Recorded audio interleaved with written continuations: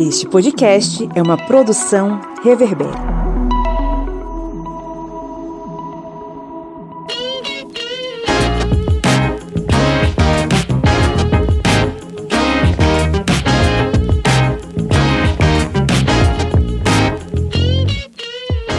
Olá, ouvintes! Está entrando no ar mais um episódio do seu podcast sobre as ciências humanas. É o podcast do Historiante, esse programete que é a fronteira final contra o império da ignorância e resolveu fazer um acordo com você de levar conhecimento e história pública aos seus ouvidinhos.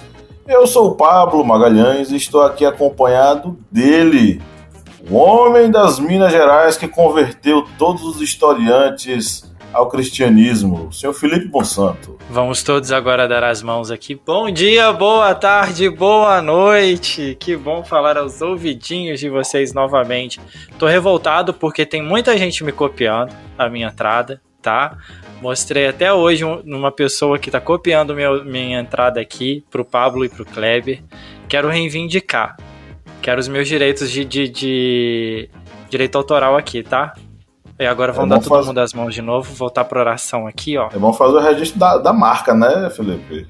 Pois é, eu vou ter que procurar patente da minha entrada aqui, entendeu? Para algumas pessoas, tipo Catiane, não ficarem me copiando, entendeu? Também recebemos aqui, já que o Felipe adiantou, ela, a nossa correspondente internacional em São Paulo, Catiane Bispo. Bom dia, boa tarde, boa noite, queridos ouvintes. É bom Muta falar ela, por favor, de todos muta vocês.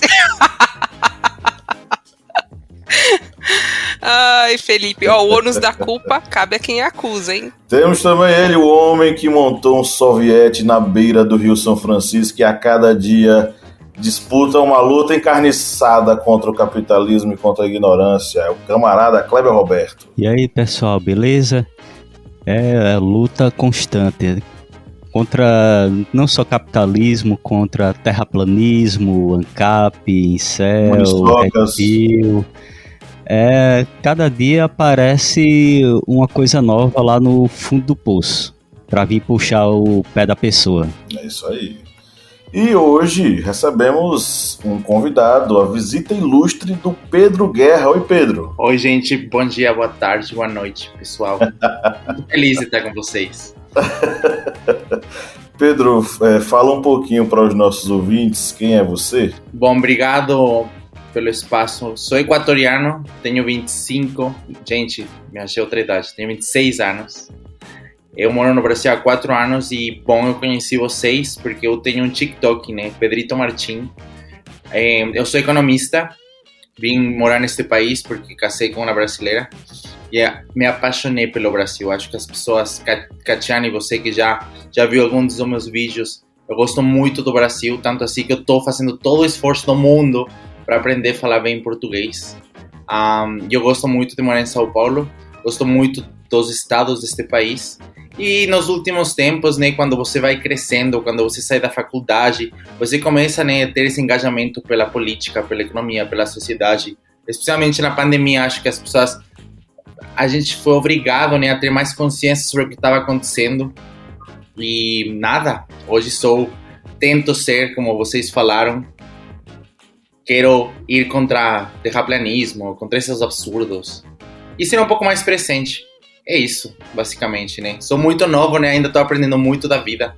Mas acho que tá indo, gente. Ele tá sendo muito modesto, gente, porque ele fala sobre vários assuntos e consegue dar um recorte social de assuntos, assim, que tá super, né, em voga e traz bastante conteúdo que a gente aqui no Brasil fica sabendo pouquíssimo. Então, Pedro tá sendo bem modesto e vocês vão ver que o que eu tô falando aqui é, sim, sensacional. Vai ser uma aula e tanto aqui com a gente hoje. Obrigado, Catiane. Muito obrigado. Sim, na verdade eu nunca imaginei, mas no TikTok alcançamos esse engajamento porque descobri que existe muito esse interesse no Brasil. Quando eu cheguei neste país eu fiquei chocado realmente quão isolado fica em questões internacionais, né? Um país gigante, continental, com tantas pessoas, com tantos problemas, tantas situações de vocês. Obviamente, imagino que fica um pouco chato escutar os problemas de outros países, mas quando eu comecei o TikTok, comecei a falar de países como a Colômbia, como o meu Equador, como o Peru,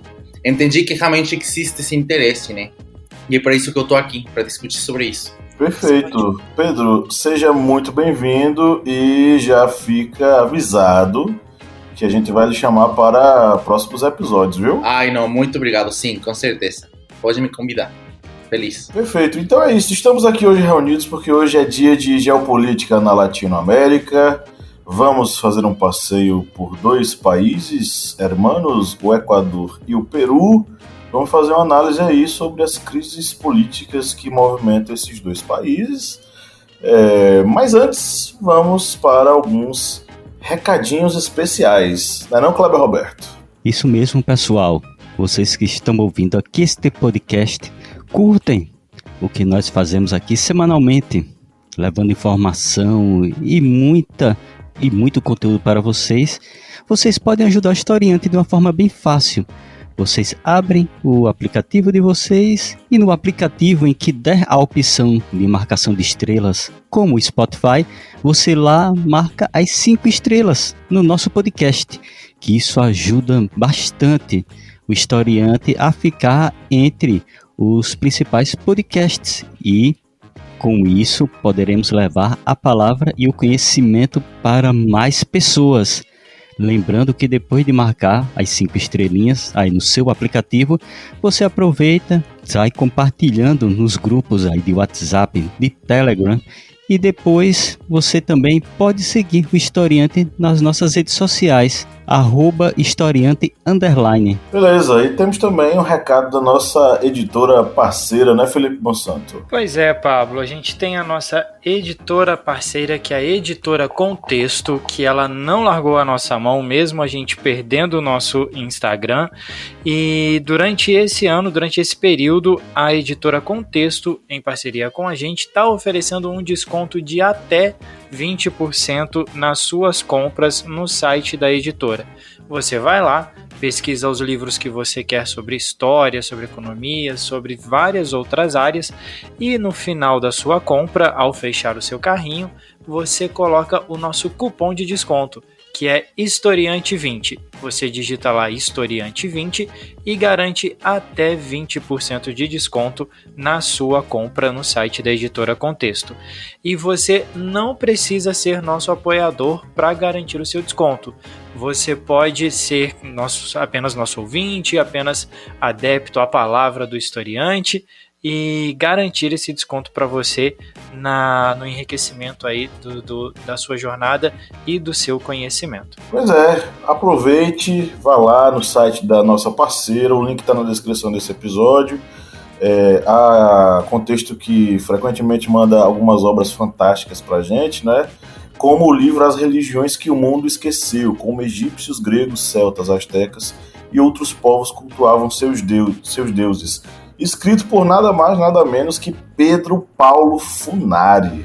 O livro ele é fantástico, de um dos autores, de um dos historiadores mais renomados do Brasil que fala sobre a antiguidade, e você pode adquiri-lo lá no site da Editora Contexto, ou concorrer a um livro para você receber. É só você ser um apoiador do Historiante no apoia.se/historiante ou no aplicativo da Aurelo, onde com R$4 mensais você concorre a um livro bacana da Editora Contexto todo mês e também recebe conteúdo exclusivo da gente, né? E lembrando que se você quiser colaborar com a gente, e não sendo um apoiador mensal, basta você fazer uma contribuição através do Pix do Historiante, é ohistoriante@gmail.com. Coloca aí, faz um Pix pra gente, vai nos ajudar a manter o projeto e a gente vai ficar muito feliz com sua contribuição. Bom, chega de recados, vamos entrar no nosso conteúdo. Kleber Roberto, vamos para o nosso giro de notícias. Simbora.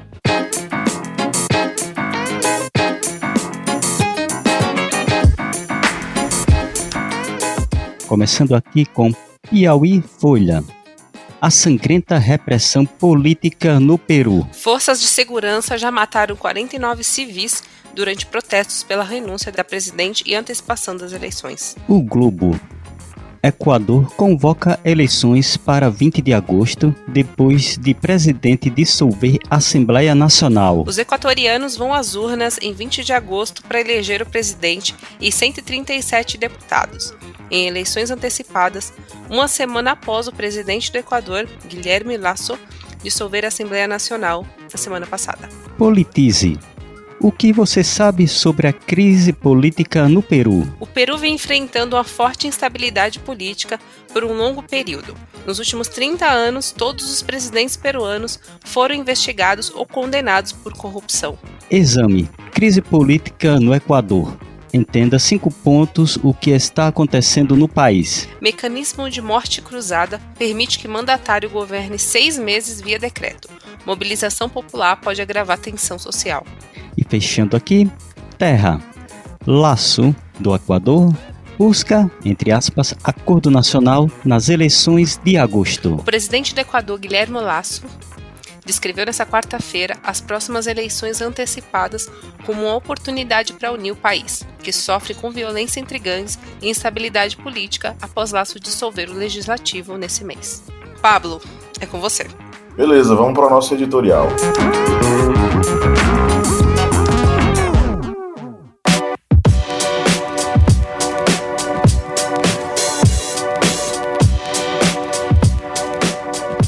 Hoje é dia de geopolítica na Latinoamérica e vamos passear por 2 países em processos políticos conturbados e agitados nos últimos meses.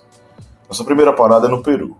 1.522 manifestações ocorreram no país entre o fim de 2022 e o início de abril desse ano. Os atos eclodiram pouco depois que o presidente Pedro Castillo foi destituído do cargo em 7 de dezembro. No lugar dele assumiu a vice-presidente Dina Boluarte, chamada pela população de usurpadora e ditadora. Ela logo se aliou à direita e à extrema-direita. O professor e líder sindical Pedro Castillo, do partido de esquerda Peru Libre, concorreu às eleições de 2021. Na campanha à presidência, o candidato propôs mudar o rumo do país em favor dos pobres, sobretudo os agricultores. Prometeu uma nova Constituição que transformasse os acessos à saúde e à educação em direitos fundamentais. A carta ainda vigente, de 93, foi aprovada no governo de Alberto Fujimori e define tais acessos como meros serviços. Ele derrotou a candidata de direita Keiko Fujimori, apoiada pelo empresariado e por grande parte da mídia. Observadores internacionais, o Ministério Público e o Tribunal Eleitoral avalizaram o pleito, demonstrando que não houve qualquer tipo de fraude. Mesmo assim, os perdedores tramaram para afastar Castillo por, entre aspas, incapacidade moral permanente. Pouco antes dos congressistas debaterem seu impeachment, Castillo anunciou na TV a dissolução do Congresso e a instalação de uma Assembleia Constituinte. Horas depois, o Congresso afastou o mandatário. Quando ele se dirigia à Embaixada do México em Lima, onde pretendia abrigar a família, sua escolta mudou de destino e o levou para uma delegacia. Hoje, Castillo está detido no presídio onde Alberto Fujimori cumpre pena de 25 anos desde 2005. O desfecho dessa crise política ainda está muito longe. Outro país com sérios problemas é o Equador. Um dia após apresentar sua defesa em um segundo processo de impeachment, o presidente do país, Guilherme Lasso, dissolveu a Assembleia Nacional, mecanismo previsto na Constituição, conhecido como, entre aspas, morte cruzada. A medida permite que o presidente governe 6 meses por decreto até a convocação de um novo pleito. O Congresso equatoriano havia autorizado a abertura de um processo de impeachment contra o presidente há uma semana. Lasso, no poder desde 2021, é acusado de ter cometido peculato na gestão da estatal de navegação Frota Petroleira Equatoriana, Flopec. A chamada Frente Popular, que reúne trabalhadores, professores, camponeses, estudantes e coletivos de mulheres, convocou protestos contra Lasso, que agora pode governar por meio de decretos-leis de urgência econômica com a aprovação prévia da Corte Constitucional. O desfecho dessa crise também está bem longe de uma resolução. Bom, meus amigos, como é que vocês estão analisando todo esse processo e qual a opinião de vocês sobre esses 2 casos, né, desses 2 países?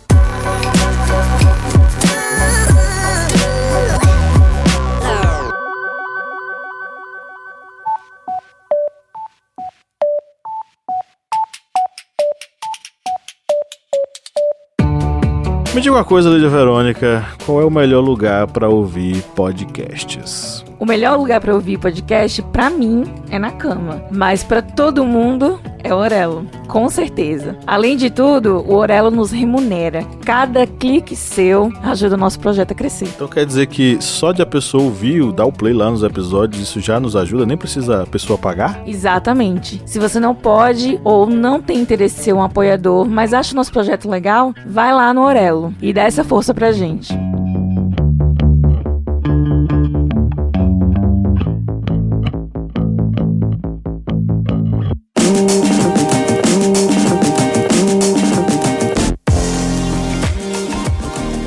Então, acho que a gente pode começar a falar do Peru, né?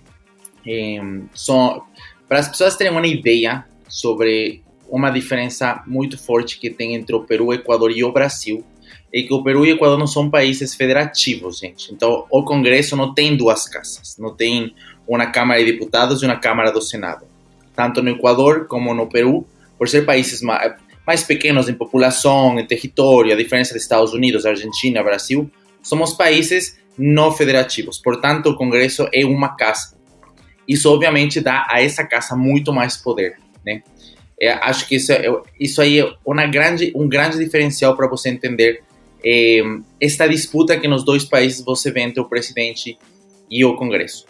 Falando sobre o Peru, não sei se vocês já conhecem Peru, se vocês entendem um pouco a cultura. Eu sei que aqui no Brasil é muito famosa a gastronomia, como em qualquer país do mundo, mas o Peru é um país que nos últimos anos se desenvolveu muito porque fez vários tratados de livre comércio, uma economia muito mais aberta que o Equador, que o Brasil, faz parte da Aliança do Pacífico.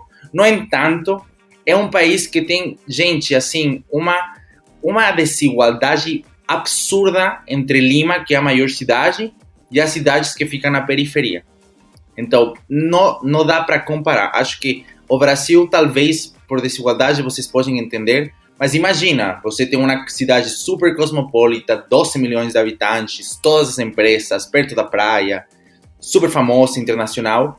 Você tem as cidades turísticas, o Cusco, que fica perto do Machu Picchu. E daí você tem um monte de cidade cheia de gente que por muito tempo se sentiu não representada na política. Pedro Castillo é o primeiro presidente indígena num país com uma população indígena muito forte. Eu sei que aqui no Brasil, pelo genocídio e por tudo isso, vocês não estão acostumados a ter uma presença indígena muito forte na política. Mas em países como o Equador, como o Peru, é o básico, é o natural, é o que deveria acontecer. Ele foi eleito, como você mencionou, contra a filha do presidente Fujimori. E aí aconteceu algo parecido ao que aconteceu no Brasil ano passado, tipo, vamos por uma terceira via, porque você está tendo aqui um presidente de esquerda, você tem esta presidente um pouco mais de direita populista, vamos ter uma terceira via. Mas essa terceira via nunca se concretizou. Então foi uma eleição muito dividida, em que Pedro Castillo ganhou. E claro, né, você pensa tudo que ele representava, né, presidente indígena, indo num palácio que foi construído por espanhóis, era uma coisa muito histórica. O fato é que lá no Peru, como eu falei, o Congresso tem só uma casa. É uma casa muito poderosa porque na Constituição está escrito que a Assembleia, a Casa do Congresso, pode destituir o presidente quantas vezes sejam necessárias. É legal, é constitucional. E por isso, nos últimos anos, você viu esse jogo que vocês no Brasil não viram, né? Porque vocês tiveram vários presidentes, mas nada se compara ao Peru, em que se o presidente não fazia o que o Congresso queria, destituíam o presidente e vai o vice-presidente. O vice-presidente não obedece, perfeito, a gente destrói o vice-presidente e colocamos o presidente do Congresso. Então, Pedro Castillo, quando foi eleito, a gente realmente esperava que ele ia conseguir governar por 4 anos. Isso não aconteceu. E é isso, gente. Aconteceu a mesma coisa de sempre. O Congresso não gostava do Pedro Castillo. Eles viram uma possibilidade com a vice-presidente, que é muito mais alinhada com eles, a Dina Boluarte. Colocaram ela no poder, mas o que os peruanos esqueceram é que o Pedro é muito popular fora de Lima, nas cidades da periferia. E é por isso que você está tendo tanta violência, porque são cidades que ficam longe da capital, onde existe muito apelo popular pelo Pedro. Eles estão tentando não sei se a palavra seria revolução, não, acho que simplesmente estão muito inquietos pelo que aconteceu. E você tem esta vice-presidente, que agora é presidente, que por alguma razão se dá muito bem com o Congresso. E, gente, hoje, a curto prazo, não vemos que aconteça algo diferente. Parece que ela vai cumprir o mandato, ainda com todas as alegações de corrupção que ela tem e também com toda a violência, né? Você não vê muito essa violência, porque, como eu falei, são em cidades da periferia, onde a imprensa, onde as empresas não chegam. Então, esse é o caso do Peru. É um caso muito triste, porque já são 20 anos que a gente vê isso. Só que esta vez, a gente está vendo que isso aconteceu com um presidente indígena, com um presidente que era diferente, que era fora da classe política, fora da cidade capital. E é por isso que as pessoas estão tão indignadas, né? É isso. Acho que, do meu lado, acho que uma análise, um resumo que pode fazer as pessoas entenderem um pouco mais, mas é o que tem por agora. É interessante esse recorte que você deu do Peru, porque a gente gravou um podcast há um tempo atrás, inclusive, falando justamente sobre essa questão de nenhum presidente conseguir encerrar o mandato, né? 30 anos. Quer dizer, a gente estava nascendo, né? Eu falo aqui da minha geração, e eles não conseguem finalizar, né? Eles não conseguem concluir o pleito, porque está muito claro que aquela Constituição de 1993, que ainda, né, a herança ainda de Fujimori, ainda deixa instável, né, o país. O país não consegue sair daquele ostracismo, né, daquela situação de desigualdade. Eu já estive em Lima, Pedro, eu já fui em Lima, e é gritante, até dentro de Lima mesmo você vê uma desigualdade enorme. Existe uma cidade chamada Miraflores, que eles chamam, né, que é uma cidade turística, e você vê que, assim, são dois mundos totalmente diferentes. Agora eu queria que você falasse, não sei, né, eu também acho que os colegas, você como equatoriano, como você vê essa situação do Equador aqui, trazer, né, o seu olhar do que está acontecendo, porque antes, né, o que chega pra gente, né, sobre o Equador, foi só essa destituição do Congresso, né, do que eles fizeram na Assembleia Nacional, mas como os equatorianos veem isso, o que seus amigos, né, os familiares têm dito sobre isso, qual é a sua visão a respeito do que está acontecendo? Então, o que aconteceu no Equador, Lasso é um dos últimos presidentes de direita, sendo que não colocaria ele em uma direita tão direita como era o governo Bolsonaro, sendo assim que eles eram amigos, né? Eram muito próximos, mas ainda assim ele conseguia não ser tão direita populista. Mas um presidente muito desgastado. Gente, vocês do Brasil vão lembrar muito bem do impeachment da Dilma, do ano 2016. E eu estava falando, ainda não fiz o TikTok, mas eu estou vendo um paralelismo muito claro, independente de ideologia. Você tem um presidente nos dois países muito desgastado, que se foi corrupção, não é corrupção, não importa, que não tem popularidade, a população não está apoiando tanto eles como outras vezes. E aí você vê um Congresso com uma oposição forte, que vê a possibilidade de tirar votos da base deles e montar um impeachment. No Equador a gente não utiliza a palavra impeachment, a gente fala juízo político. O que aconteceu com Lasso, falando sobre sua presidência, ele foi eleito 2 anos atrás. O Equador estava tendo muitos problemas com a vacinação e ele prometeu vacinar o povo. Ele prometeu moderar muito seu discurso, porque, gente, uma diferença absurda que eu tenho como equatoriano, vendo minha população, meu povo com vocês, é que o equatoriano tende a ser um pouco mais de esquerda no econômico. Os equatorianos sofremos muito na dolarização do ano 2000. Foi bom no longo prazo, mas os bancos fizeram muito dinheiro. Muita gente teve que migrar para a Espanha, para os Estados Unidos. Então, os equatorianos resistimos muito à classe empresarial. A gente não gosta. Enquanto no Brasil o mercado tem muita força, no Equador, os equatorianos odiamos falar do mercado. Tipo, tem isso. E quando Lasso se lançou à presidência, sendo que ele era banqueiro, ele falou, não, gente, eu sou do povo. Ele é opus dei super católico. No Equador, que somos um país muito religioso, a religião é uma coisa que você não coloca na política. Então ele prometeu não falar de Deus. Ele prometeu não se envolver em questões sociais como aborto, que é uma coisa que no Equador está se discutindo muito hoje, né? Alguns meses atrás, o Congresso passou uma lei que protegia as menores de idade vítimas de estupro que queriam procurar um aborto, né? Está avançando a lei que legaliza o aborto. Ele prometeu muita coisa. E o que aconteceu? Quando ele começou o seu governo, a gente viu que realmente, primeiro, é um presidente que não tem muito apelo social, porque não conhece o povo, uma pessoa muito privilegiada, nada contra o privilégio. Mas você, nos discursos, nas falas dele, você vê que ele não entende muito bem o equatoriano e o problema dos equatorianos. Ao mesmo tempo, sua esposa, tristemente, gente, que triste nos últimos 20 anos que o papel de primeira-dama ficou tão importante. Você vê tantas primeiras-damas utilizando seu poder de um jeito que talvez é muito mais político do que diplomático. Então, a primeira-dama começou a fazer campanha Opus Dei, supercatolicismo, uma coisa que ele prometeu que não ia acontecer. Ele começou a aumentar a taxa de impostos sobre a classe média, que ele falou que não ia fazer. E, finalmente, gente, acho que o maior problema de todos é que, parecido ao Peru, ele não soube, igual que a presidente de Peru neste momento, ele não sabe lidar com os povos indígenas, ele não sabe lidar com as necessidades que eles pedem, nem com o tema ambiental, né? Tipo, é uma pauta muito importante que ele começou a ignorar. E bom, o que aconteceu foi que, aos poucos, o povo se tornou contra ele, nunca que foi um favorito, mas se tornou contra ele, e a direita no Equador se rachou. Essa disputa de poder, gente, essa disputa de egocentrismo. Então ele acabou se isolando, perdeu o voto da esquerda progressista social, né, as pessoas que são progressistas no âmbito social. E finalmente aconteceu isso, de que começou o juízo político.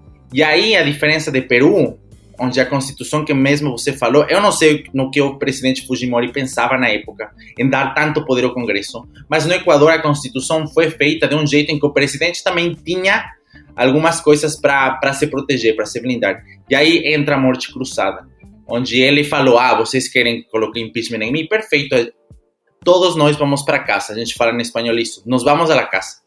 E ele lançou a morte cruzada. Sinceramente, ele não vai se reeleger, ele sabe que não tem apoio popular.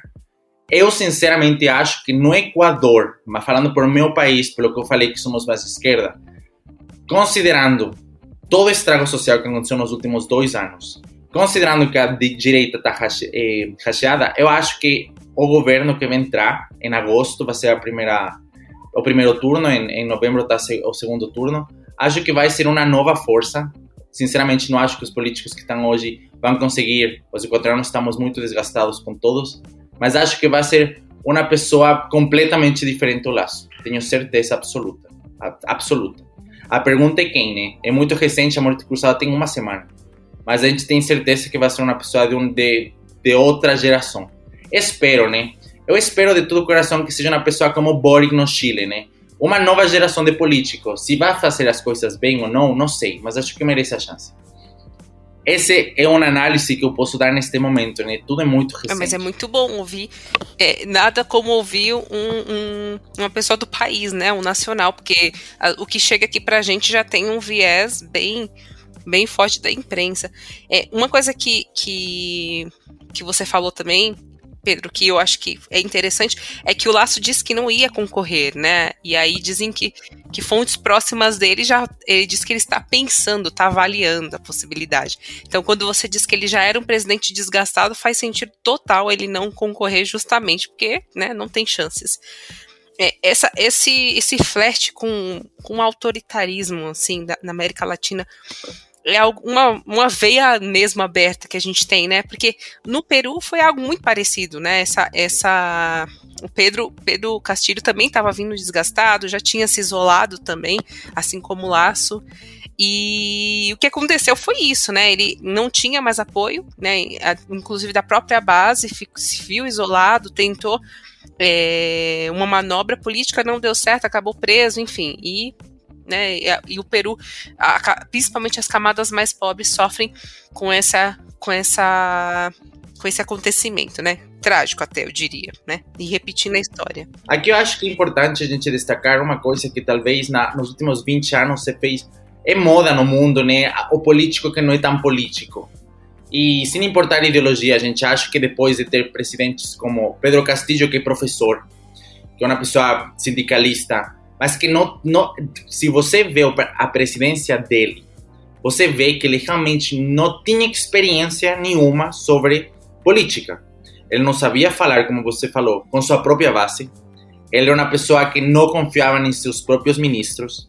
Um presidente que não sabia uma coisa que aqui no Brasil se fala muito, né, a interlocução com o Congresso, né, o ministro da Casa Civil tem sempre que ter uma aproximação muito forte, como vemos com o presidente da Fazenda, o Haddad todos os dias está falando com o presidente da Câmara, o presidente do Senado. Isso Pedro Castillo não sabia fazer.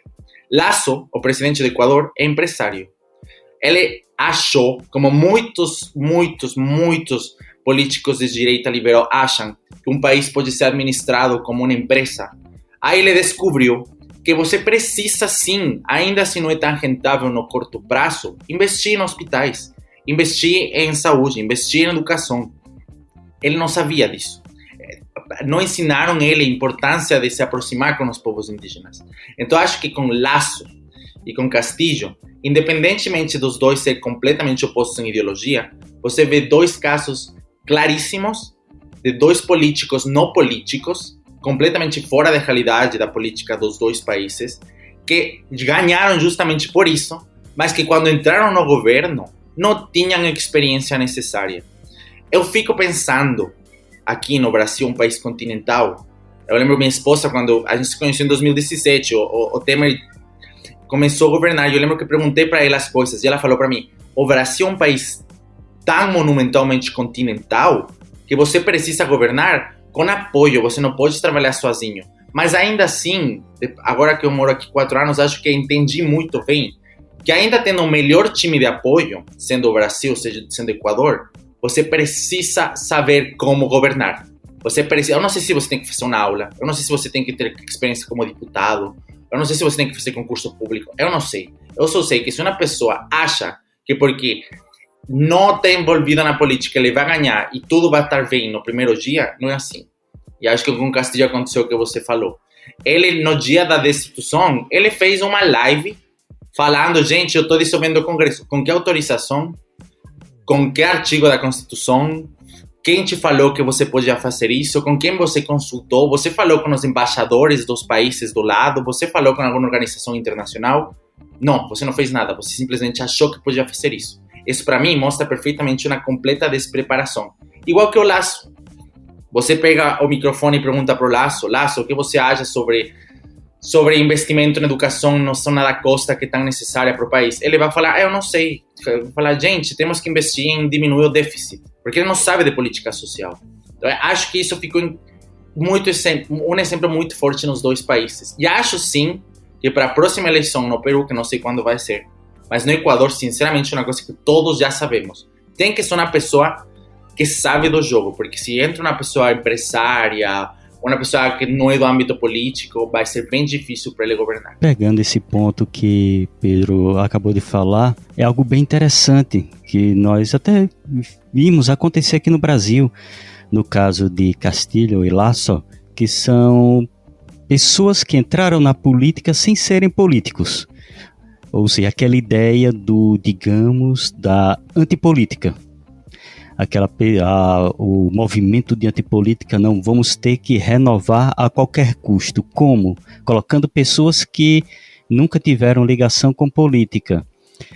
E isso é algo que é muito perigoso, principalmente se tratando de América Latina, porque sabemos que a grande maioria das nações latino-americanas são democracias recentes, democracias que passaram por um período muito longo de ditaduras, e as democracias são recentes, e pegando esses movimentos antipolíticos acaba por fragilizar essas democracias, porque o que pode ocorrer agora, por exemplo, no Peru ou no Equador, na próxima eleição, que já foi marcada a próxima eleição no Equador, pode tanto ter uma renovação, o Equador tem uma renovação, como acontecer também tragédias, como por exemplo aconteceu no Brasil, que do nada tem um político, no caso brasileiro, um político que revezava em programas de humor, aquele humor fajuto, aquele humor triste, e acabou angariando muitas pessoas, e aí se torna presidente. Pegando exatamente o que? Aquela ideia do antipolítico, não, uma renovação, uma novidade. Aí pega uma pessoa que é político há décadas. Aí o que eu acho é exatamente isso, esse risco em que se tem na América Latina de se colocar muitas vezes pessoas que não têm aquele lastro político, aquele conhecimento da política, mas também tendo cuidado, porque muitas vezes pode ocorrer, como também no caso peruano, do político que já vem há anos governando, como no caso da família Fujimori, que já são políticos há décadas e literalmente massacrando o povo. Ou seja, também tem que ter esse cuidado tanto de não colocar só o político por ser uma pessoa de família política, mas que tem um viés totalmente antipopular, ante as camadas mais humildes da sociedade, como também das pessoas que acabam se aladeando como a nova política, a nova renovação, mas que muitas vezes se depara com movimentos políticos que acabam sendo contrários e conseguindo derrubá-los.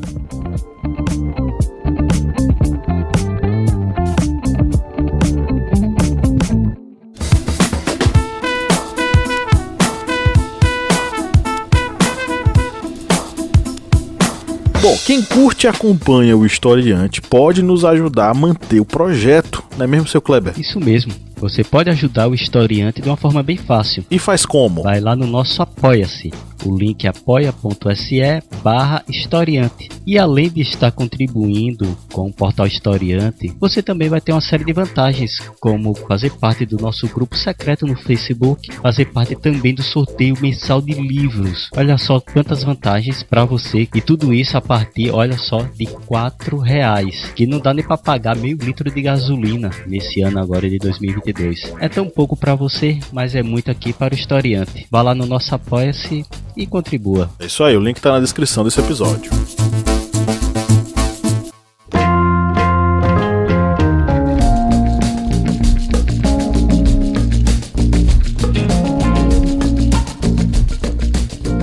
É muito interessante essa comparação que o Pedro ele traz em alguns momentos a respeito, né, do despreparo do Castilho, o radicalismo, de certa forma, do Lasso, né? E a gente vê muito o cansaço da população quanto aos modelos de governos anteriores, né? Como isso tem se construído e como isso tem sido desenvolvido ao longo do tempo. Em muitas das falas do Pedro, eu vi muitas situações que a gente traz, se a gente trouxer para o Brasil também, a gente lembra. A gente lembra que o discurso do Bolsonaro foi um discurso muito fácil, um discurso de a gente tinha o apelido do Guedes na época, né?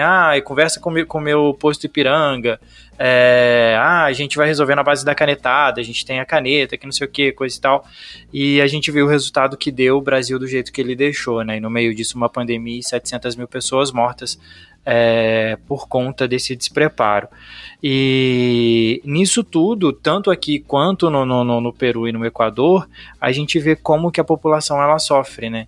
Como que o fator principal que deveria ser cuidado e buscar o desenvolvimento da sociedade, o cuidado com a sociedade, com a população em si, com os mais pobres, ele não aconteceu. E como que isso afetou tanto e como que isso culminou nesse jogo político que aconteceu lá fora e acontece aqui também muitas das vezes, causando esse despreparo, né? Muito do que o Pedro fala agora na eleição do Equador, eu acho que fica um pouco dessa esperança mesmo de um Boric no Equador para que possa trazer algo novo, né? Realmente trazer um novo respiro para o país, trazer alguma oxigenação para a política local para que possa se desenvolver, né? E uma coisa, são 2 pontos que eu queria muito recalcar, justamente obrigado, Felipe, por trazer esse exemplo para o teu país, né, para o Brasil. Acho que no Peru e com o Equador, e até um pouco com o Brasil, né, nos últimos anos, você também descobre esta revalorização do vice-presidente. Tem uma diferença absurda entre por que o golpe ou a destituição do Pedro Castillo funcionou no Peru e no Equador as pessoas falavam que Lasso podia evitar o impeachment, falou que tinha votos para não destituí-lo. E a diferença é que o vice-presidente do Lasso é extremadamente leal a ele. Enquanto a vice-presidente, portuguesa, a vice-presidenta do Peru, que era Dina Boluarte, ela não teve problema nenhum em ignorar o Pedro Castillo e se aliar ao Congresso. Acho que proximamente, nas futuras eleições, justamente falando de democracia, é uma tristeza pensar que os governos de coalição estão em risco de existir. Porque você, como candidato a presidente, você vai escolher como vice-presidente com você, tipo, a dupla, uma pessoa que seja 100% alinhada a você, 100% alinhada a teu movimento. Porque você sabe que se dá algo errado e o Congresso se torna contra você, o Congresso vai ir atrás do vice-presidente para colocá-lo a ele na presidência. Ele ou ela. Então, para mim, eu que escutava num podcast de política semana passada, é que este tipo de instabilidades políticas realmente coloca a democracia numa posição muito difícil, porque você vê cada vez mais radicalização. Acho que aqui no Brasil, o que aconteceu no ano passado, que o Lula escolheu o Alckmin, eu não conhecia ele. Eu não sabia que ele era um rival tão lendário, né? Ele foi várias vezes completamente oposto ao Lula. E eu lembro que muita gente que eu falava era meio apreensiva, falava, não, mas ele pode trair. Hoje, vendo o que aconteceu no Equador, que o vice-presidente está grudado a Lasso e falou, eu não vou jamais deixá-lo, eu entendi a importância para as futuras eleições de escolher um vice-presidente alinhado com você. E fica triste, né? Porque o que você vê nos Estados Unidos, com Joe Biden e Kamala Harris, ou o que você vê em outros países presidenciais, você vê que o vice-presidente é esse cara, essa pessoa, essa mulher, esse homem que é extremadamente... uma pessoa que você pode contar 100%, que nunca vai te trair. E aqui na América Latina, o que aconteceu no Peru, o que aconteceu no Brasil, o que aconteceu no Equador, o que também queria acontecer na Argentina, que todo mundo estava falando que a Cristina Kirchner, a atual vice-presidente, não se dá bem com o Alberto, começou esse medo de será que o vice-presidente vai trair? Então acho que esse é um ponto importante falando de democracia, falando de preparação, não de preparação. Lembro que no ano passado, quando o Bolsonaro se lançou a reeleição, eu adoro escutar notícias sobre todos os países, e eu lembro que muitas pessoas falavam, por que ele escolheu um general para vice-presidente? Por quê? Aí eu lembro que muita gente, no mundo corporativo que eu trabalho, falavam porque o Bolsonaro queria ter os militares perto dele, e porque esse general, que não lembro o nome, esse general era muito fiel a ele. Porque muita gente queria, na época, colocar uma mulher, queriam colocar a ministra da Agricultura, a Teresa Cristina, queriam colocar a Damares, falaram não, ele é uma pessoa muito mais próxima do que a Teresa Cristina. Então você vê esse novo jogo na democracia, em que o vice-presidente, a chapa do candidato, tem que ser uma pessoa 100% alinhada com você. Ou esquece a diversidade, esquece que é uma pessoa que vai te ajudar porque tem diferenças, porque vai criar discussão, não. Então tem que ser uma pessoa 100% leal a você. Diferente do que aconteceu na Colômbia, né, onde você tem o presidente Petro, que escolheu de vice-presidente de chapa a uma mulher do sul da Colômbia, que isso nunca tenha acontecido. E é interessante, né, ver como a democracia vai caindo com esse tipo de coisas, porque até para esses detalhes você vê como as pessoas começam a utilizar opções que talvez não ajudam a população, né, porque você acaba escolhendo deixar para uma pessoa como você, né, não mais diversidade. Eu acho que a gente precisa levar, eu gostei muito desse comparativo que você fez sobre essas candidaturas nos outros países. Só que eu preciso levantar aqui uma questão sobre o contexto histórico aonde essas candidaturas elas são construídas. Por exemplo, no Brasil, nós tivemos um Lula escolhendo um Alckmin pelo fato de que existia todo um discurso de que, baseado em muitas fake news, baseado em muitas desinformações, de que Lula estaria trazendo de volta um suposto socialismo do qual ele jamais foi pregador. Lula sempre foi trabalhista, mas o trabalhismo no Brasil ele vem de uma vertente do brizolismo, do getulismo, que era muito baseado nessa coisa de promover uma democracia, uma presidência, um governo voltado para os trabalhadores, mas sem largar a perspectiva burguês liberal. Então, Lula nunca foi socialista, mas surgindo essa ideia, quem deveria estar ao lado dele no momento desse deveria ser alguém que representasse um contrapeso e que demonstrasse a sua, vamos dizer assim, um certo conservadorismo para dar uma tranquilidade para as classes médias. E aí escolheram o Picolé de Chuchu. Você sabia, Pedro, que o apelido dele é esse? Picolé de Chuchu? Sim, eu sabia. Picolé de Chuchu. O Geraldo Alckmin. Aí, se a gente for para a Colômbia, o que vai acontecer na Colômbia? Qual é o contexto histórico-político da Colômbia, das eleições presidenciais? Você vai ter, durante anos, décadas, desde antes dos anos 90, antes dos anos 80, uma coalizão burguesa, liberal, de direita, oligarcas, que se mantém no poder e mantém uma política voltada para os seus benefícios. A candidatura agora, eu esqueci o nome dele, do presidente que se elegeu. Pietro. Isso. A candidatura dele foi justamente um simbolismo de que agora o governo ele seria completamente voltado para trabalhadores, minorias, etc. e tal. E talvez isso tenha sido justamente o fato pelo qual ele conseguiu se eleger.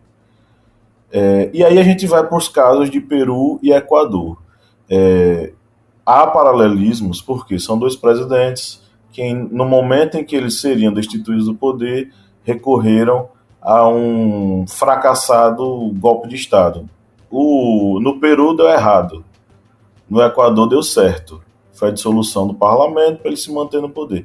Mas eu acho que eles também representam duas coisas distintas dentro do seu próprio contexto histórico-político. Eu acho que no Peru, o Castilho ele já vinha de um movimento pós-conservadorismo, pós-ascensão de uma direita muito forte no país, dentro de uma onda que foi aquela coisa da onda rosa, que tomou de conta da América Latina, a tal da segunda onda rosa, que a gente até discutiu aqui em episódios anteriores. Ele veio muito nessa onda.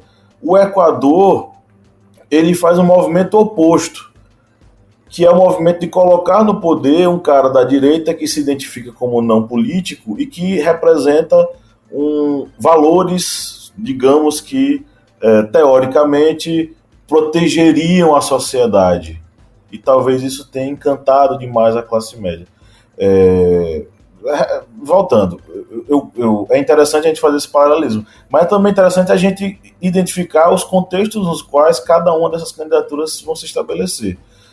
Se fosse pegar assim, numa lógica de sucessão de fatos, você falou do Boric, né? Será que seria muito bom se a gente tivesse um Boric, por exemplo, no Equador? Se a gente pegar um desgaste de um político de direita como uma regra da qual outros países também já passaram, eu acredito que seria muito propício um momento agora onde um líder de esquerda pudesse ascender ao poder. Eu não sei se você concorda, o que é que você acha? Neste momento, acho que sim, como eu falei, uma coisa que eu falo para todo mundo, porque onde eu trabalho eu cuido da América Latina, eu falo que cada país tem comportamentos completamente diferentes dos outros. No caso do Equador, a gente, comparando com Chile neste momento, o Equador não teve uma ditadura, na verdade, se você comparar, o Equador nunca teve uma ditadura como a de Pinochet no Chile. A direita está muito enfraquecida pelo que eu falei, está dividida, lá se conseguiu rachar. A esquerda está um pouco desgastada porque também tem diferentes vertentes, mas sim, com certeza, acho que é uma boa oportunidade para uma nova geração, né? Acho sim que é o momento. E acho que depois a gente entrou na onda Pink, né? A onda Pink muito tarde, né? Quando Correia, o presidente de esquerda mais famoso do Equador, se elegeu em 2007, Lula já estava no segundo mandato, Cristina Kirchner já entrou, Chávez já estava há 10 anos e Lula 2002, né?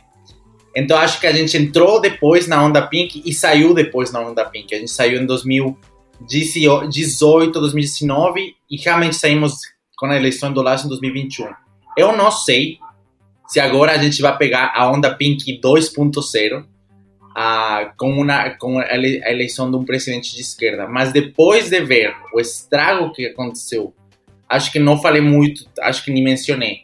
Além dos problemas da economia, além da dissatisfação dos povos indígenas, dos progressistas, das causas sociais, a gente também tem que lembrar que Equador, que alguma vez foi um país muito, muito seguro, um país com muita segurança, em comparação com países como Colômbia, como Peru, como Brasil.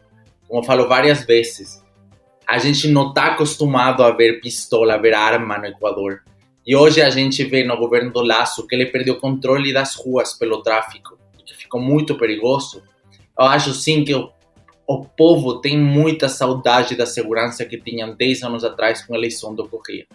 Então, acho sim que é um momento clave. Acho que pode acontecer sim. Eu acho interessante um ponto que também, que, né, nos estudos que a gente faz, né, para estar aqui conversando com vocês no podcast, que interessante que a Confederação de Nacionalidades Indígenas do Equador, né, que é a CONAIE, eu não sei se estou falando certo, tá, Pedro? CONAIE. Então, eles declararam oposição total ao Lasso, né, já há bastante tempo. Inclusive, o Lasso foi até o Twitter dele, as redes, usou falando que eles tentaram dialogar, né, mas eles não querem paz, eles querem um caos, enfim.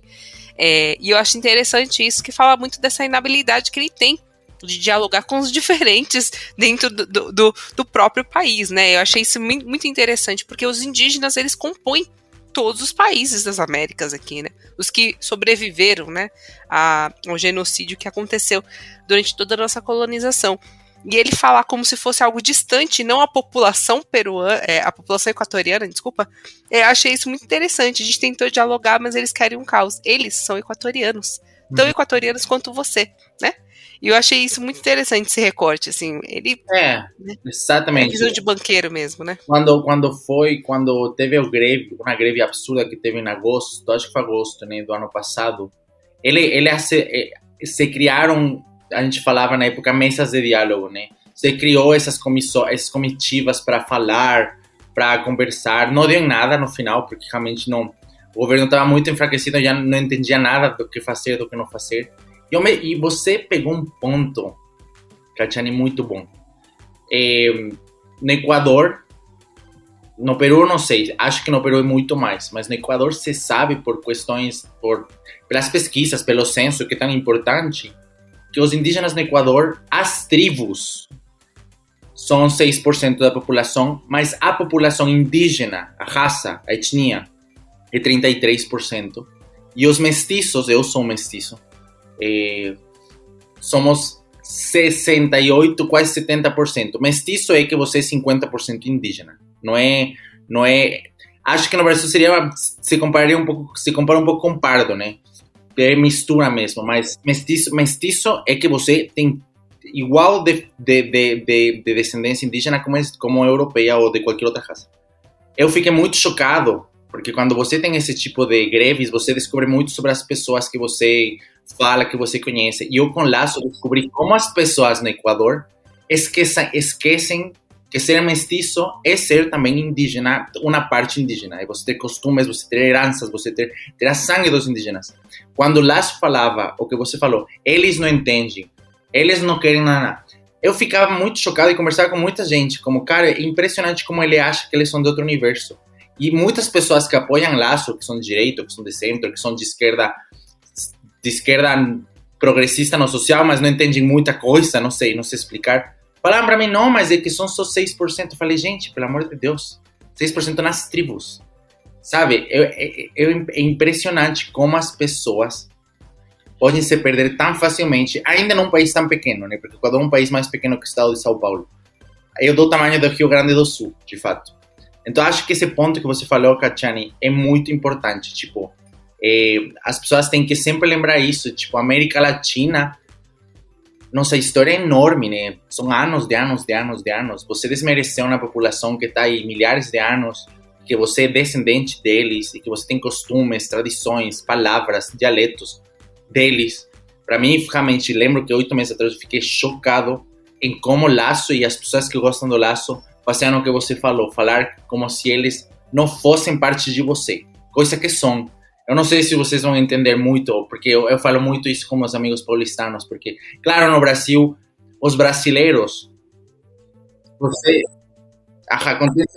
acontece muito, mas ainda assim, tipo, o Brasil é um país que recebeu gente do mundo todo, né? Todo. Gente da África, dos escravos, 5 milhões. Da Europa, vocês são como o segundo ou terceiro país com mais branco do mundo. Tem muito de libanês, tem japonês. Quando eu cheguei nesse país, quase morro quando vi um japonês brasileiro. No Equador, não. No Equador, somos um país composto 99% por indígena, espanhol e pretos. Então, quando eu via essa absurda separação de indígena comigo, eu ficava muito indignado, porque era como, cara, nossa identidade é isso. Nós somos um país tão multiétnico como outros. Tipo, a gente tem que se cuidar, tem que se amar muito mais, né? Porque é só isso, daí a gente vem. E é isso.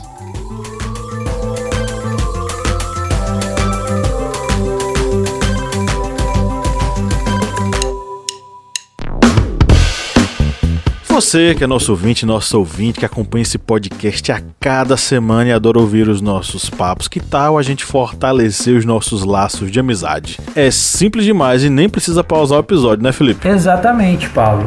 Se você está ouvindo a gente agora, seja no Spotify ou seja na Apple Podcast, para a gente ficar mais íntimo, para a gente falar cada vez mais ao seu ouvidinho, você faz o seguinte agora. Enquanto está ouvindo a gente, vai lá, avalia a gente no seu aplicativo de áudio. Vai lá no Spotify, dá 5 estrelas pra gente. Vai lá no Apple Podcasts, dá 5 estrelas pra gente. Isso fortalece o nosso relacionamento e você fica cada vez mais perto da gente. Faz isso pra gente, dá essa moral lá agora.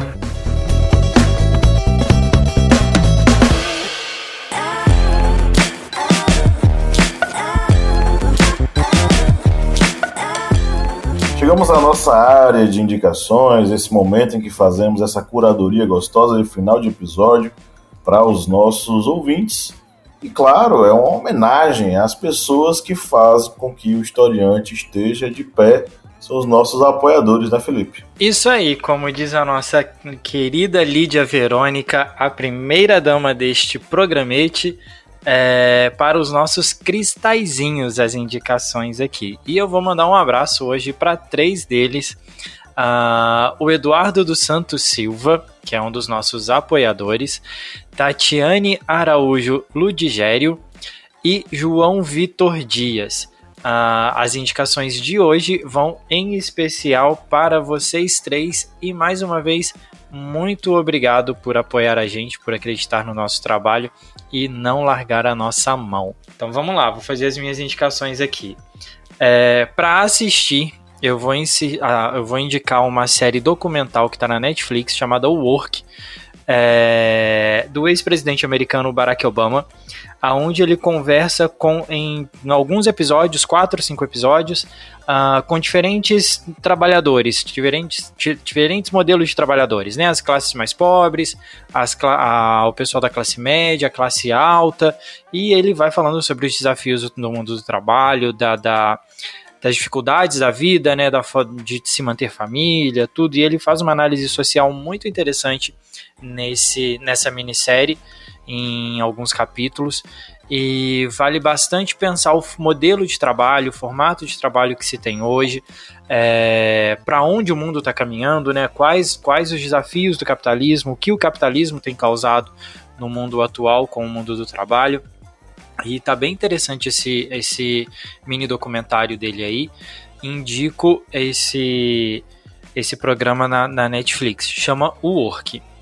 E de música, no último final de semana eu vou dar 2 dicas de música, e a terceira é exclusiva para o pessoal de São Paulo, que está morando em São Paulo.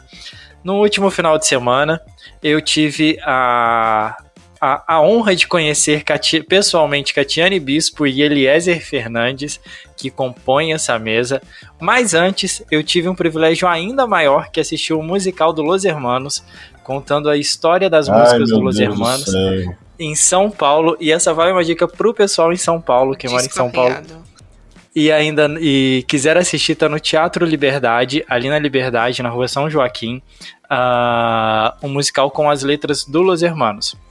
E durante o musical, eles contam um pouquinho a história da banda, e contam as histórias de algumas músicas. Eu, como fã, me senti fake, falso, no final de semana, depois de descobrir a ligação de duas músicas.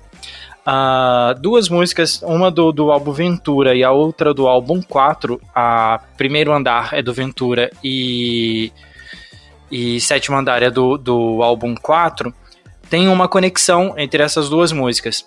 Sétimo Andar conta a história, é a narração de uma mãe que perde o filho para o mundo das drogas e conta a visão dela olhando o filho de uma determinada altura, no caso Sétimo Andar.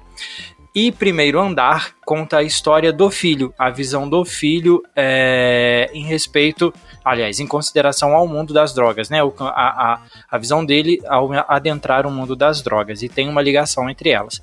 É muito legal, assim, explodiu minha cabeça depois de ouvir, de entender essa história entre as duas, e ficam aí as minhas indicações de música pro final de semana. Primeiro Andar e Sétimo Andar, ambas do Los Hermanos. Bom, depois dessa indicação de Los Hermanos do Felipe, eu vou fazer as minhas. Foi um prazer te conhecer. Foi maravilhosa, tá? Surpreendeu um total de 0 pessoas que viria Los Hermanos.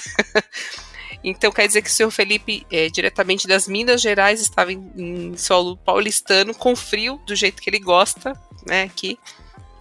Foi muito bacana, tá vendo? Olha, às vezes tem esse reencontro, né, do pessoal. Bom, eu vou deixar de recomendação aqui. Primeiro vai ser uma série chamada A Diplomata, que está disponível na Netflix. Bom, eu vou indicar principalmente porque eu acho muito bacana o recorte que foi dado. Obviamente que o protagonismo é dos Estados Unidos, né? Porque é uma série norte-americana. Mas eu acho muito interessante porque mostra os bastidores de como as coisas acontecem, né? Assim, na diplomacia, né? Na parte diplomática, da carreira diplomática, né? O que está por detrás de algumas ações. E o enredo da série passa muito essa sensação, né, de que a gente é enganado constantemente pelo que a opinião pública nos faz acreditar, né? Porque os veículos de imprensa nos faz acreditar, quando na verdade às vezes tem uma queda de braço, um jogo de poder muito maior. E eu gostei muito dessa série, por mais que seja norte-americana, tem essa coisa do herói americano, bibibi, bobó. Eu acho que ainda assim dá um recorte muito bacana e realista, principalmente em assuntos quando se fala do tabuleiro internacional, né, do cenário internacional. E vale super a pena, assim, indico bastante para quem gosta bastante de estratégia, de entender esse jogo político, super recomendo. E o segundo artigo que a gente falou do Peru aqui, vou deixar, né, eu agindo como ecossistema aqui, né, mas vou falar da crise institucional do Peru. Foi um artigo que eu escrevi para o Portal Águia, que fala basicamente, né, faz todo o recorte do que aconteceu no Peru, desde Fujimori, faz todas as atrocidades que aconteceu no regime de Fujimori, né, a disputa política de Castilho com a Keiko, né, que é a filha de Fujimori, e fala um pouquinho dessa estabilidade, né, fala o regime político do Peru, e convido a todos e todas a prestigiarem lá o artigo, quem quiser entender mais essa crise institucional que está abalando o Peru, no site do Portal Águia. E de recomendação aqui de música, eu trouxe 2 músicas aqui, embora a gente esteja falando de América Latina, e isso é um recorte também de América Latina, sobre os casos de racismo que a gente está presenciando. Eu, como uma mulher negra, não posso deixar de comentar, e que entristece todos nós, né? Eu até falo para as pessoas que, como a gente se sente quando a gente vê racismo, é como se fosse em nós, sabe? Parece aquela partículazinha de DNA do seu sangue negro e indígena, que também está aqui correndo nas minhas veias, e de 90% dos brasileiros, se atiçasse, sabe? Então, hoje eu queria trazer um recorte mais feliz, né? Prestigiar a nossa Latinoamérica, mas vai ser 2 músicas que refletem muito essa questão do racismo aqui no Brasil, mas que, enfim, é uma praga que está no mundo inteiro. Então eu vou indicar Rashid, que é a música Estereótipo, que fala muito sobre como o negro é visto, né? Essa palheta de cores que a gente fala, né? Que é o preço que a gente paga pela miscigenação, pelo esquecimento da história do negro no Brasil, o afastamento dele, principalmente de acesso a muitas coisas, cultura e educação. E o Emicida, que é a Esmalha, que eu acho que essa música da Esmalha, eu fiz um paralelo muito grande com o caso do Vini Júnior, porque ele fala muito, né, que Esmalha, que é um poema, né, que inclusive foi inspirado nesse poema, que ele queria subir ao céu, né, e acabou caindo ao mar, no sentido de que você nunca vai ser parecido, né, e ninguém vai te ver como igual. Na verdade, você só tá ali figurativo, mas você nunca vai ser um deles. E essa é a sensação muito que os negros, assim, eu falo, não posso falar por todos, mas falo por mim, a população negra sente no Brasil, assim, principalmente quando você começa a ter acesso a coisas que você é o único, um dos poucos que estão ali. Então a minha indicação vai muito nesse recorte triste, lastimável, que não me deixa feliz, me deixa triste e revoltado ao mesmo tempo. É um misto de sensação, né? Parece que os meus antepassados, em algum momento, na pequena partícula de DNA, falam: não, você tem que falar, Catiane, você tem que brigar. E a outra parte te deixa muito triste. Então, vou deixar aqui de recomendação essas duas músicas, por esse péssimo acontecimento, não só com o Vini Júnior, mas também com, né, passada de pano para piadas racistas, jogos racistas que estão por aí. Catiane, fazendo uma continuação com o que você falou, me solidarizando muito. Eu não sei se você viu meu último TikTok, eu morei na Espanha. Para vocês, falando do Equador, a segunda maior comunidade estrangeira na Espanha é de equatorianos. Acho que já é a primeira. Só perde para os marroquinos, né? São as duas maiores populações. Os equatorianos lá sofrem de muito racismo, muita xenofobia, uma cultura que acaba, né, estendendo para todos nós. Eu só queria te falar que muita pena. E eu adoro futebol, sabe? Eu sou do Futebol Clube Barcelona. Eu me posicionei muito no Instagram a favor do Vinícius Júnior e eu fiquei chocado, sabe? Porque tinha amigos espanhóis que falavam para mim: mas você é do Barcelona? Eu falava: cara, isso não tem nada a ver com time. Não tem nada a ver com time ou com futebol. Isso é uma coisa humana. Eu espero de todo o coração. Acho que o futebol, eu gosto muito do esporte, mas é um esporte muito ignorante. Na Espanha é uma coisa enraizada na história de divisão do país. Mas espero de todo o coração que acabe. Vinícius não merece isso. E que a gente aprenda a se desconstruir, porque como vi ontem, né, ele é uma pessoa, Vinícius, o melhor jogador do mundo. Ele é milionário. Imagina se ele sofre tudo isso. Imagina que uma pessoa preta, pobre na Espanha não sofre, né? E cala, e não fala. Então, só queria me solidarizar, tá bom? Obrigada, Pedro. Gente, eu sei que sou convidado, não sei se eu tenho que dar dicas, mas eu queria dar a dica também. Posso, Catiane? Deve, não, você deve. Gente, vou improvisar, vou fazer... Falando de cinema social, porque falei neste podcast muito sobre social, eu gosto muito do cinema que fala sobre pessoas, entre aspas, originárias, né, vidas normais. Acho que na América Latina acaba exagerando com a história do narcotráfico, Pablo Escobar, ou da pessoa super rica, tipo Rebelde, que é meninos super ricos no México, ou a gente acaba falando sobre histórias, Cidade de Deus, muita violência, a gente acaba esquecendo essas histórias um pouco mais classe média baixa, classe baixa renda. E eu queria muito indicar um filme que eu assisti no ano passado aqui no Brasil, um filme brasileiro. Gente, eu não sabia que era tão bom o filme, eu não sabia que era tão incrível. É Deserto Particular, que tem na HBO Max, disponível. O filme foi indicado para ser indicado para os Oscars do ano 2019. Eu sinceramente acho um pecado que o filme não foi indicado. É um filme impressionante, fala sobre um cara que é do sul, que acho que é Santa Catarina, e ele acho que é Curitiba, Paraná. E ele faz uma viagem para o Nordeste para conhecer uma menina que conheceu pelo WhatsApp, e depois acaba descobrindo que é outra pessoa. Gente, é um filme impressionante, eu fiquei chocado. Fala muito sobre o conservadorismo, fala muito sobre o fanatismo religioso, fala muito sobre a masculinidade tóxica, justamente falando de futebol. E, gente, um dos meus filmes favoritos, eu fiquei chocado. Gente, eu fiquei chocado. E o segundo filme que eu queria indicar é na Movie, adoro a Movie. É um filme francês, Kleber. Adoro muito o diretor Kleber Mendonça Filho, falando de você, Kleber Mendonça Filho. Eu lembro a primeira vez que eu vi os filmes, especialmente Aquarius, eu falei, cara, este filme tá muito francês. Aí eu vi que os filmes dele... O Kleber teve aqui, acho que tem uns 2 anos, ele veio no podcast, a gente trocou ideia com ele. Vou assistir, adoro ele, cara, não acredito.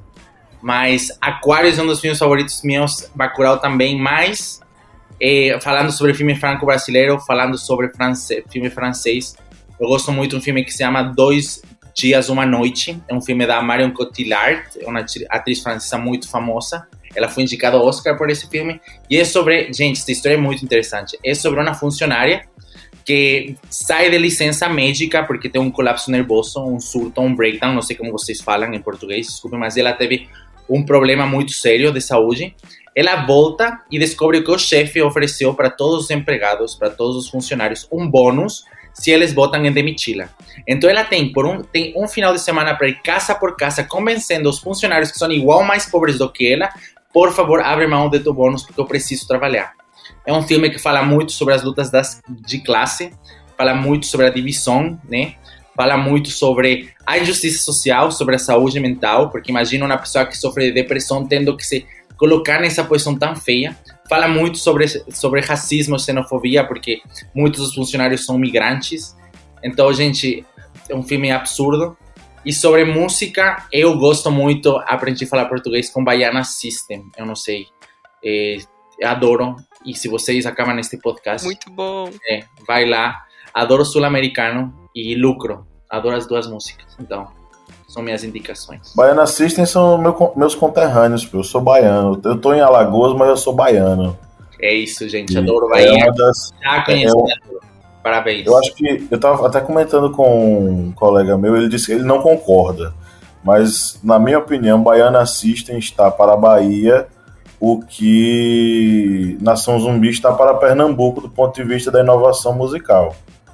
Eu sei que Nação Zumbi, Kleber pernambucano, vai poder falar. Eu sei que Nação Zumbi é pesadíssimo na música popular brasileira. Eu tenho noção da dimensão de Nação Zumbi. Mas Baiana System, das novas bandas mais recentes, eu acho que é a que mais consegue experimentar e é a que tem as letras mais interessantes dessa nova geração. Na minha opinião, Baiana System está para a Bahia, o que Nação Zumbi está para Pernambuco.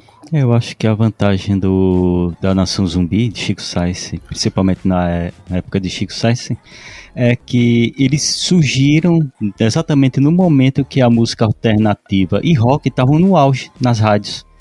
Eles conseguiram aquele embalo. Eles conseguiram acompanhar que estava tendo muitas bandas, muitos eventos, aí, digamos, conseguiram se engrenar. Diferente da Baiana System, que surgiram exatamente no momento em que, digamos, a divulgação para o tipo de música que eles tocam começou a dar aquela, digamos, reduzida, de se concentrar, ficar muito mais voltado para as, digamos, bandas mais, vamos dizer assim, visuais, alegóricas, do que questão instrumentista e letra. Acho que exatamente a Baiana System ela surgiu no período errado. Se fosse ali início dos anos 90, estava ali também no topo da prateleira das principais grupos do Brasil. O Pedro já ouviu Nação Zumbi? Já ouvi, gente. Já ouvi. Identifiquei a banda, o grupo. Mas você tem pouco tempo aqui, mas você já fez muita coisa, né? Já fiz. Conheci mais o Brasil do que os Faria Limers. Muito bom. Bom, eu vou emendar minhas indicações aqui rapidamente. Para assistir, já que a gente está falando sobre o Peru e falamos sobre tudo que aconteceu aí, eu vou sugerir que vocês assistam o documentário O Professor, do Álvaro Lasso, sobre o Pedro Castilho. Mas também, assim, claro, é preciso pesar esse personagem Pedro Castilho. Por quê? Do mesmo modo em que ele é a favor dos camponeses e dos trabalhadores, ele é extremamente conservador para pautas como a da comunidade LGBT. Então, é um cara do povo, mas que também precisa ser pensado e entendido. Ele tem que ser pensado e entendido como um personagem histórico e com suas contradições. Se não for pensado assim, e endeusar e mitologizar, aí a gente perde a conexão com a realidade, né? Meu Deus. Mas fica a sugestão desse documentário. Perdão, gente. Tô com a garganta arranhando aqui. E para nossa playlist eu vou sugerir uma música, Bateu, outra banda dessa nova geração que é fantástica, tá? Que são Gilsons, são os filhos do Gilberto Gil. Gilsons, Raquel Reis e Mulu, eles cantam essa música muito gostosa de se dançar e de cantar, tá? Bateu. E preciso fazer uma homenagem, eu sei que Kleber também vai fazer, preciso fazer uma homenagem à rainha do rock mundial. Nós perdemos a nossa rainha do rock brasileira, mas morreu a rainha do rock internacional, minha gente, Tina Turner. Infelizmente, Tina Turner nos deixou. Só que seu legado é eterno, porque suas músicas são eternas, tá? Então, a minha sugestão para nossa playlist é a música The Best, que, assim, na minha opinião, é uma das melhores dela. Só que tem várias outras, né? Mas essa aqui fica como a minha indicação para nossa playlist. Clebão, manda brasa aí. Bem, as minhas indicações, eu vou indicar um RPG que eu já tinha indicado anteriormente, mas esse RPG recebeu algumas atualizações, alguns complementos, que é o RPG Ober de Libra, que se passa numa ilha fictícia, uma ilha continente, que é a ilha de Casa Nova, e ela tem, mesmo sendo fictícia, um local fantasioso, o autor ele acaba pegando muito da cultura, tanto brasileira como latino-americana, para inserir nesse jogo, nesse RPG. E vale a pena acompanhar esse jogo, esse RPG, tanto pela questão de ser uma diversão para você, como também para conhecer mais sobre a cultura brasileira, latino, com essa mistura, com esse reino fantasioso. E é um RPG que flui bem facilmente. Você pode até pensar é algo complicado, algo difícil, não. Ele vai fluir bem fácil, o sistema é bem prático e aconselho tanto para você que gosta de games boards, ou seja, jogos de mesa, como também para você que é professor, educador, que vale a pena para dar uma introduçãozinha em sua aula sobre a história da América. E lembrando que Ober de Libra é um livro que o próprio autor fez questão de dizer que é um livro que não foi feito para fascistas. Viu? Você que aí tem adoração por aquele cara que morreu de cabeça para baixo, não pega ele não, esse RPG, porque não foi feito para você. E de música, eu vou deixar duas músicas que, uma, como bem lembrado por Pablo, Tina Turner nos deixou essa semana, e vou deixar aqui, eu acho que um dos principais sucessos delas, que é We Don't Need Another Hero, que está presente no filme Mad Max, que ela também participa, aquele primeiro, não a versão atual, aquele primeiro lá dos anos 80. We don't need another hero. Isso mesmo. É massa. É a rainha do rock, uma negra, que ali estava exatamente no período das grandes bandas tal, e ela, negra, conseguiu seu espaço. E a outra, que é uma banda que é também do mesmo período, e que estava ali lutando contra tantas questões de lutando pela democracia, lutando também contra o Muro de Berlim, porque achava errado divisão social no seu país, que é da banda alemã Accept, que lançou no mesmo ano o álbum, que também é o nome desta música, que é a música Metal Heart, que é um heavy metal bem clássico, daquele que você vai curtir bastante. Estão aí minhas indicações. Perfeito, acho que encerramos, né? É isso? Todo mundo falou? Isso aí. Sim. Perfeito, então é isso, caros e caras ouvintes. Chegamos ao final de mais um episódio deste podcast que a cada semana traz discussões interessantes e necessárias para os seus ouvidos. Pedro, meu querido, muito obrigado por estar aqui conosco, viu? Eu que agradeço. Muito obrigado, pessoal. E os convites já estão impressos na casa de Catiane. Ela vai lhe entregar, carimbados com selo do historiante, para o senhor retornar em episódios futuros, viu? Perfeito. Muito feliz. Obrigado. Eu disse que seria uma aula, não disse? Eu disse. E, amigos, abemos podcast? Abemos. Subiu fumaça branca. Abemos podcast. Você, ouvinte, que chegou até aqui, saiba que é para você que nós produzimos esse programete a cada semana com muito carinho e com muito cuidado para lhe dar o melhor conteúdo possível, tá? Então é isso, um grande abraço a todos e todas, e no 3 vamos dar o nosso tchau coletivo. 1, 2, 3, tchau! O Kleber falou dessa vez, hein? Falou!